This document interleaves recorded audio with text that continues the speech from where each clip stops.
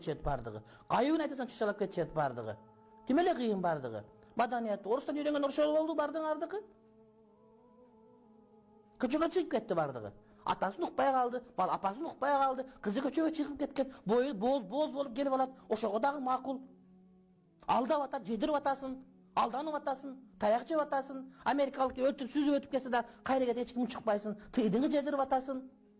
Кызың орусу тартырып атасың, эркегиң барып ошо ургачыңы өлтүрүп уруп атасың, шерменде кылып. Анан дагы уялып коесуң. Неден уяласың дагы? Уяла турган кайсы жериң калды? Эч жериң калган жок го. Жылаңач болуп көчөгө чыгып алдың го таптакыр. Дагы эмнең калды уяла турган сеники? Баары ууру, бир көчөгө көрүнбөгөн бирөө калдыбы бизде акыры? Бардыгы жылаңач жүрөт биякта. Ууру эмес бирөө калдыбы? Камасаң бар чегеден камалыш керек. Уурдабаган бирөө калдыбы? Айткан сөзү Чыңгышевдин. Биздин өлкөдө акмактар менен кимдер гана уурдабайт деген. Уур эмес кимиң калды? Дагы эмнеге мактанасың? Дагы эмнеге сыймыктанасың? Дагы ойлонуп сүйлөш керек деп.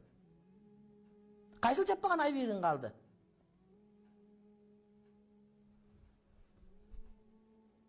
Болду. Үчүн жоолук салынган хиджаб кийген кыздар кыйшалаңдап тиктокто жүрөсүңөр.